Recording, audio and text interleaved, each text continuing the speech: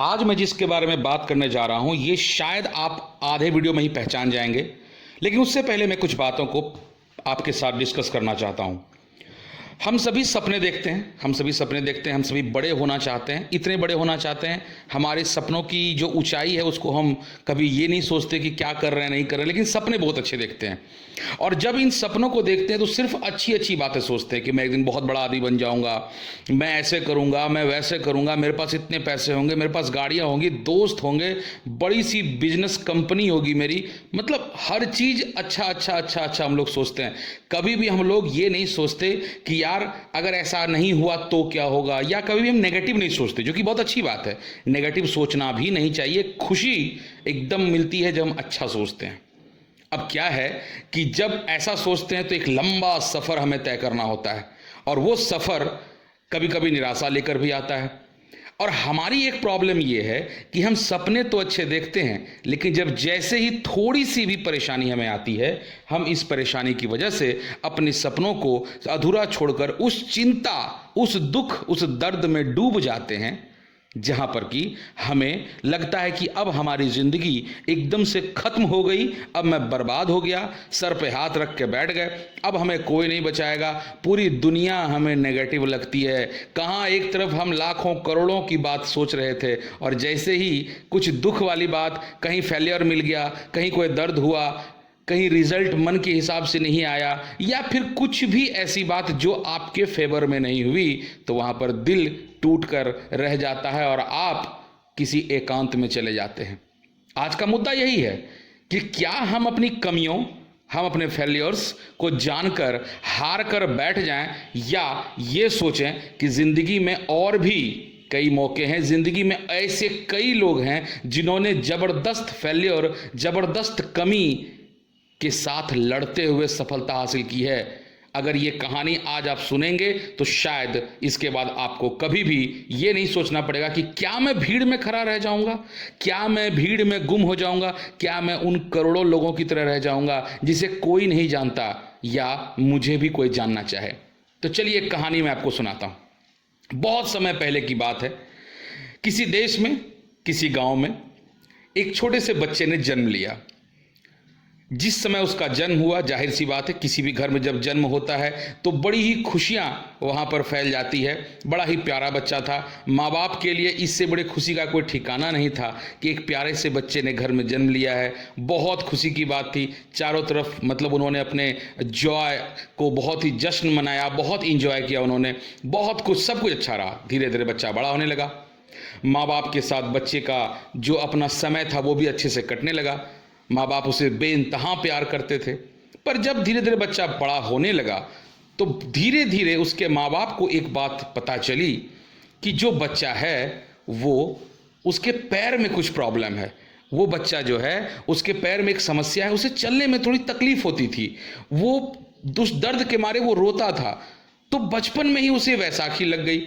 मतलब अब वो समझिए कि जहां पर वो ये सोचता था कि मेरी जिंदगी शुरू हुई, मैं सपने देखूं, भगवान ने उसे एक ऐसी समस्या दे दी। उसे अपने बड़े भाई के साथ बैठना अच्छा लगता था, पर उस दर्द को वो बता नहीं सकता था जो उसे फील होता था, जो उसे महसूस होता था। उसे जानवरों को देखना, खास करके घोड़े उसे बहुत पसंद थे। जब वो घोड़े को देखता उसे लगता काश मैं इस पर बैठकर एक दिन जबरदस्त राइडिंग करता, बहुत मजा आता, क्या जिंदगी होगी मेरी। पर डॉक्टर्स भी उसके पीछे लगे हुए थे कि ऐसी क्या खास बात है जिसकी वजह से इस बच्चे को चलने में परेशानी होती है। उन्होंने इस रिसर्च को देखा, उन्होंने उसकी जांच की। बहुत सारी जांच के बाद जो पता चला वो माँ बाप को और यहाँ तक कि उस बच्चे को भी हिला देने के लिए काफ़ी था। डॉक्टर्स ने कहा कि आपके बच्चे का एक पैर छोटा और एक पैर बड़ा है, यानी कि आपका बच्चा जिंदगी भर अब लंगड़ा बनकर ही रहेगा। इसके दोनों पैर की ग्रोथ सेम नहीं है। अब समझ लीजिए इतनी बड़ी बात सुनने के बाद उस बच्चे के ऊपर क्या बीती होगी। सपने टूट गए उसके लिए। मतलब अभी उसने जिंदगी को देखा भी नहीं और वो विकलांग हो गया। जहां उसके दोस्त बैठ के फुटबॉल खेला करते थे, दौड़ा करते थे, वो बैठा अब कहीं पर यूं ही अपनी जिंदगी के बारे में सोचने लगा। पर कहते हैं ना कि चाहे कुछ भी हो जाए, समस्या एक नहीं आती, समस्या जब आती है तो बहुत आती है। डॉक्टर्स ने एक और बम फोड़ा, एक और बम डॉक्टर्स ने फोड़ा, बोला ये नहीं कि सिर्फ आपके बच्चे का एक पैर छोटा और बड़ा है, बल्कि आपके बच्चे के रीढ़ की हड्डी भी टेढ़ी है। ये एक बहुत ही खराब बीमारी है जिससे बच्चे का ग्रोथ नहीं हो सकता। बच्चे की रीढ़ की हड्डी पूरी तरह से बेंड थी। इसे स्कॉलियोसिस कर्व्स नाम की बीमारी कहते हैं और इस बीमारी के साथ कोई भी आगे नहीं बढ़ सकता है। अब उस बच्चे के लिए जिंदगी में कोई उम्मीद नहीं बची थी, लेकिन उसने कहा नहीं, अगर मुझे चलने में परेशानी होती है तो मैं इस चलने को दौड़ने में बदलूंगा। और वो लग गया अपनी जिंदगी को एक नई उड़ान देने के लिए। और उसने अपने साथी दोस्तों से टक्कर ली और उसने उस सारे समस्याओं को साइड करके दौड़ना शुरू किया।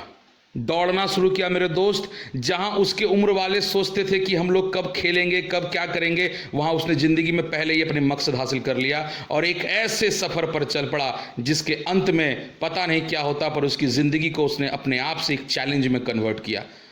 12 साल की उम्र में, 13 साल की उम्र में वो चैंपियन बनने लगा। लोग उसको देखने के लिए आने लगे। लोग कहने लगे, अरे यार ये कौन है? बिजली की रफ्तार से दौड़ता था वो। घोड़े के बच्चे को देखकर जिसे प्यार आता था, आज वो घोड़े से भी तेज दौड़ने लगा।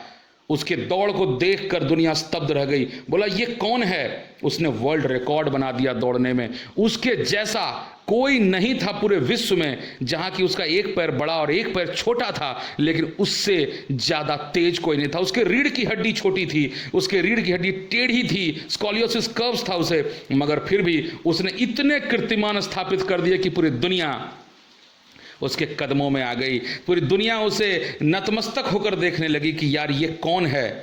आप लोग समझ ही गए होंगे मैं किसकी बात कर रहा हूं।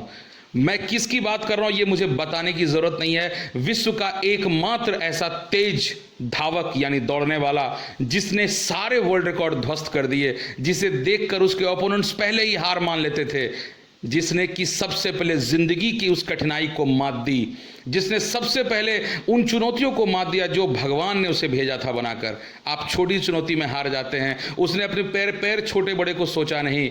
वो था उसेन बोल्ट, यानी कि एक जबरदस्त धावक। बोल्ट एक शानदार कैरेक्टर आप इसे कह सकते हैं, जिसने अपने कोच तक को यह सोचने पर मजबूर कर दिया था कि यह किस मिट्टी का बना हुआ है। आज छोटी सी समस्या होती है, आप हार मान लेते हैं, सर पे हाथ रखकर बैठ जाते हैं। आप कहते हैं मेरे लिए जिंदगी में कुछ नहीं है। बच्चे सुसाइड तक करने लगते हैं। अगर उसेन बोल्ट ने सोचा होता तो ये भी सुसाइड कर देता। आपको बता दूं, जब ये चैंपियन बनता था तो लोग इसके पैर को अपने घुटनों पर रखते थे और इसके जूते का लेस बांधते थे। इतनी इज्जत थी, इसे देखकर झुक जाते थे। इसके लिए अलग से जो कोर्ट बनाया गया था, जब इसे कोच कहते थे आज तुम मत दौड़ो, तो वो फिर भी दौड़ता था। अब सवाल यह है कि अगर वो कर सकता है तो आप क्यों नहीं कर सकते हैं? If Bolt can then why not you? आप भी कर सकते हैं। अगर वो जीत सकता है तो आप क्यों नहीं जीत सकते हैं? उसे तो उतनी बड़ी बीमारी थी, क्या आपको इतनी बड़ी बीमारी है? बड़ा सोचिए, उसका पीछा कीजिए, पैशनेट रहिए और जब तक जीत ना मिले तब तक एफर्ट लगाइए और एक लेजेंड की तरह